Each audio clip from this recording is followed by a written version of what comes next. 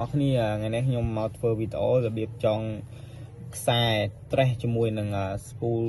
របស់ដុំ casting ណាអានេះខ្ញុំធ្វើវីដេអូនេះខ្ញុំសម្រាប់បងណាដែលគាត់ទៅរៀនលេងថ្មីទេគីឡូគាត់ចង់ស្លាប់មុខអីគាត់ចង់ចេះចងយើងចង់ឆ្វាក់យើងវាជាប់ល្អហើយវាស្រួលវាអត់តម្លៃនៅ spool យើងហ៎បងតោះបងសម្រាប់បងណាដែលគាត់ចេះហើយគាត់អីដែរគាត់អស់លងទៅនេះបងអានេះយើងមានដុំ casting ចេះមកអានេះខ្សែ trace របស់យើងអានេះយើងមិនបាច់ចំដោះ spool ចេញក៏បានដែរយើងមិនបាច់ចំដោះ spool វាចេញយកបច្ចងក៏បានអានេះយើងបើសិនជាមានកន្ទុយខ្សែអានេះបងយកទៅសោកនៅក្នុងចុងរបស់កវលដងយើងមកហើយយើងសោកតាមប្រឡោះនេះប្រឡោះកន្លែងហត់កន្ទុយថៃនេះយើងសោកអញ្ចឹងមកណាហើយវាចូលដល់ក្នុងហើយបងនេះចូលដល់ក្នុងនេះហើយបន្ទាប់មកបងត្រូវមានតាគៀបអីមួយមកសម្រាប់ចាប់ខ្សែហ្នឹងនេះយើងត្រូវសោកមកជុំនៃ spool របស់ដុំយើងនេះសោកចូលប្រឡោះនេះនេះឲ្យបានមកជុំមកហើយយើងយកអានេះគៀបចាប់ទាញវាទាញរបៀបនេះណាទាញមកយ៉ាងមកបន្តមកទៀតមកណាបន្តមកទៀតបងចាប់ខ្សែនេះឲ្យជាប់នេះខ្សែដែលយើងបានសើកមកហ្នឹងនេះណាឃើញអត់បងឃើញអត់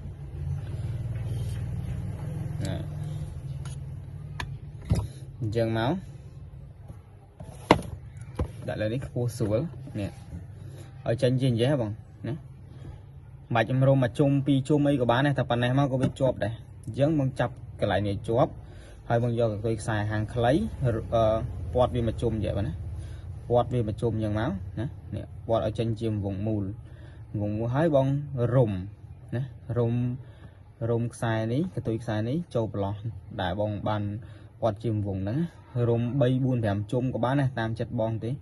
តែពេលច្រើនខ្ញុំរុំតែ5 6ជុំអីទេកុំឲ្យវាតម្លៃធំពេកនេះតែប៉ុណ្ណេះមកបានហើយយើងចាប់កន្ទុយខ្សែនេះទាញឡើងលើទាញមកវាឆ្វាក់ណានេះបងឃើញវាឆ្វាក់នេះវាឆ្វាក់ចេញជាអញ្ចឹងយើងចាប់កន្ទុយខ្សែនេះយើងទាញចូលរហូតទៅ spool ហ្នឹងឃើញទេបងហើយជាប់ល្អវិធីនេះជាប់ល្អណាជាប់ល្អហើយវាអត់ញ៉ៃមួយ spool យើងទេវាអត់តម្លៃធំនឹង spool ដែលយើងចង់ស្លាប់មុខទេចង់ស្លាប់មុខជួនកាលវារបូតទៀតនេះវាវិលក្នុង spool នេះទៀតអានេះជាប់ល្អណាបងឃើញទេឃើញវាជាប់ល្អហើយបងណាតោះមកយើងកាត់កន្ទុយខ្សែនេះចេញទៅ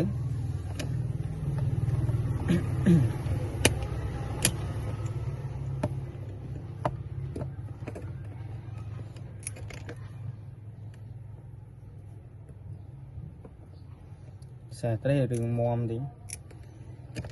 ណានេះបងឃើញទេឃើញវាជាប់ល្អហើយបងណានេះហើយបងហុងមកខ្សែវារត់ស្អាតទៀតបងនេះខ្សែរត់នឹង spool ស្អាតអត់ញ៉ៃទេណាសម្រាប់បងណាដែលក៏អត់ទាន់ចេះចងទេបងអាចមើលវីដេអូនេះបាន